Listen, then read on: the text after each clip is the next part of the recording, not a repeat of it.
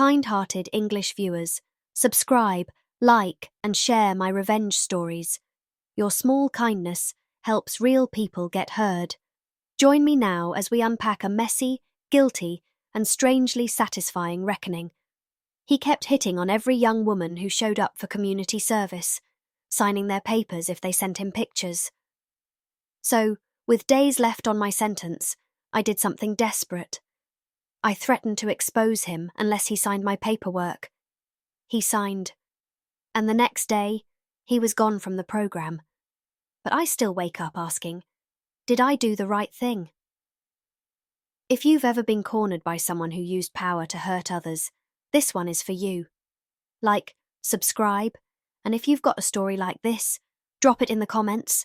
We're a community that believes survivors, not silence. I was 41 when I did community service for a misdemeanor. It wasn't a life-defining crime, just something dumb that landed me in a week of unpaid hours at our town's senior centre. I'd been nervous about it at first, the judgment, the routine, the possibility of awkward people.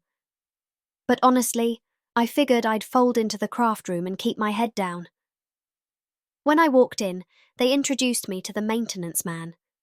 He should have been an innocuous figure, a guy who fixed a light here, a leaky pipe there, who knew the building and the schedule. Instead, he immediately started hitting on me. Not the casual, "you have a nice day" type of comment, the kind that makes your skin crawl. Flirtatious looks, lingering questions about my life, the way he'd kind of lean in when a woman passed by. He took me through the building, supposedly to show me where to sign in. We didn't do any work that day. We walked through the cafeteria, out a back door, and sat on a bench. Then he unloaded how awful his life was. Loveless marriage, his wife handicapped, money problems, his lonely nights. It felt like pity theatre, and I felt bad for him, at first. But then the tone shifted. He started bragging about the other girls. "They send me pictures," he said casually, like he was describing postcards. He admitted he signed paperwork for some of them without them doing the hours. He asked me, not even in a coy way, "Maybe you want to do that too?" I froze. I don't remember what I said in response. I remember the weight in my chest and the taste of panic. I left. I didn't go back that day. I pretended it hadn't happened. I later learned from small talk and whispered corners of the senior centre that he wasn't just a creep.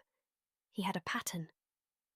Young women, people doing community service, often stressed and embarrassed, would come in and wind up on the bench with him.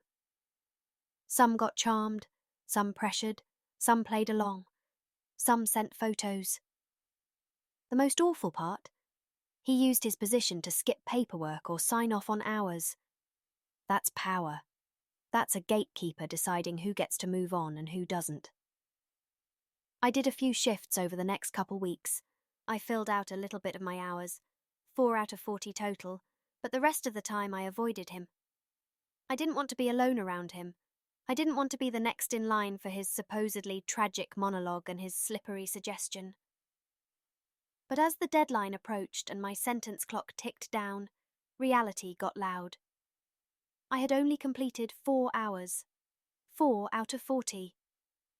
I felt trapped between humiliation and desperation. My probation officer needed paperwork proving my hours done, or I could face larger consequences. I could have called his boss, told the court, begged for help. I could have reported him right away. I didn't. There was 1 week left. 1 week to finish 36 hours I hadn't done.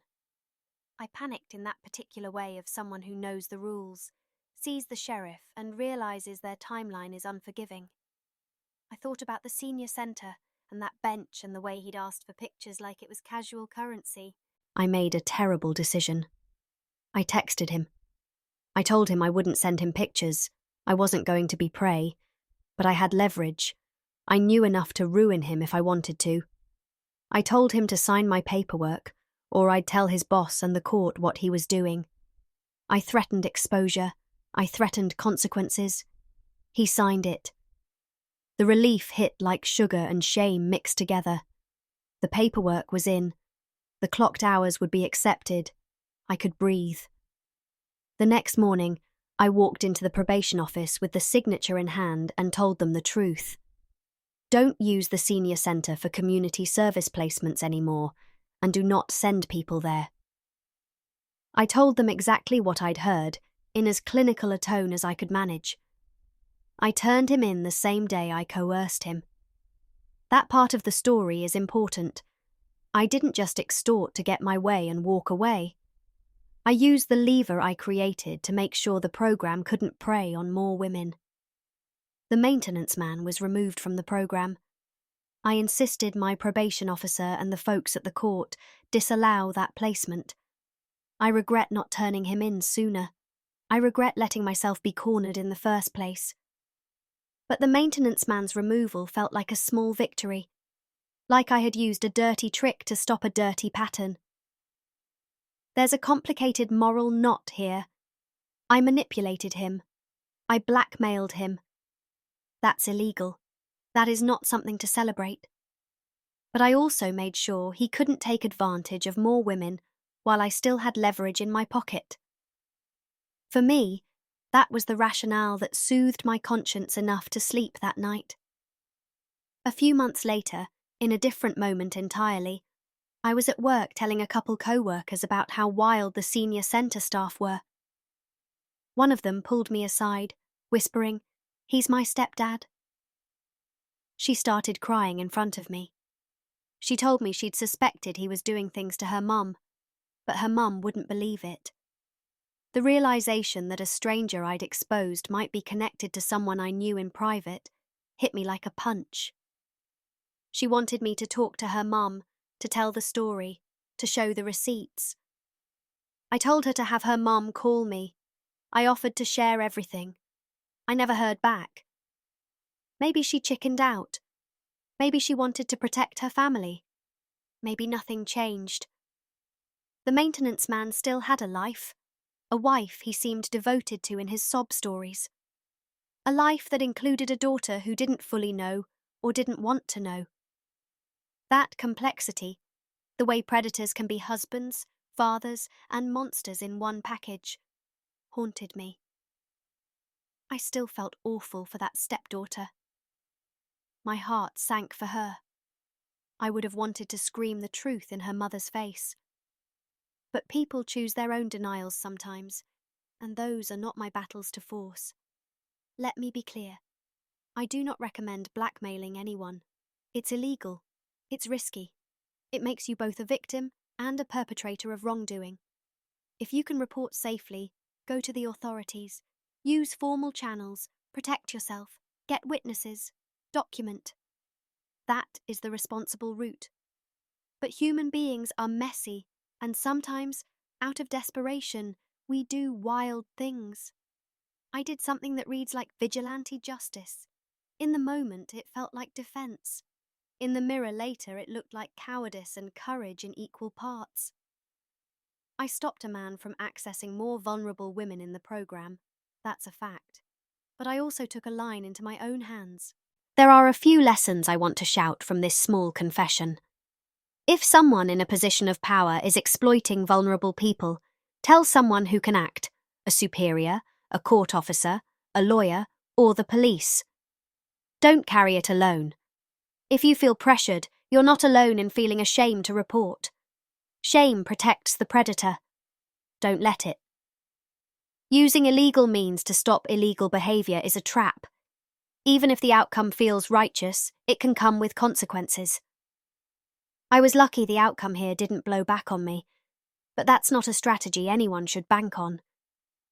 He was removed from the program after my report. Whether he faced legal consequences beyond that, I don't fully know. Whether his wife or stepdaughter confronted him, or whether they silently held to denial, I don't know either. Those are the parts of the story that keep me awake sometimes. The human fallout that's not neat enough for a single-take confession. Now, at 50, if I walk into that senior centre, I love the craft room, the choir, the trips, the laughter. but I flinch at the thought of him being there. I fantasize, sometimes in an unkind, petty way, about marching up and saying, "Remember me? I'm the one who made you stop." But then the other part of me, the wiser, quieter part, knows that people rarely change just because we want them to. They change when consequences are real and when victims are believed. I still regret not telling his employer or his wife sooner. I regret being complicit, for weeks, by staying silent. I regret that the stepdaughter felt abandoned by the truth. I also feel the small, complicated pride that he couldn't continue doing that in that space once I intervened. This story isn't meant to be a how-to. It's a confession, a messy human tale about desperation, shame, courage, and regret. If you spot someone abusing power, reach out to the right people. Don't shoulder it alone. Don't make my mistake of thinking, "I'll handle it later." Do it now, safely. What would you have done in my shoes? Would you have reported him immediately? Would you have used the leverage I did? Drop your thoughts in the comments. Let's talk about how to protect people without becoming the thing we hate. Like, subscribe, and share this story if you think victims deserve to be believed.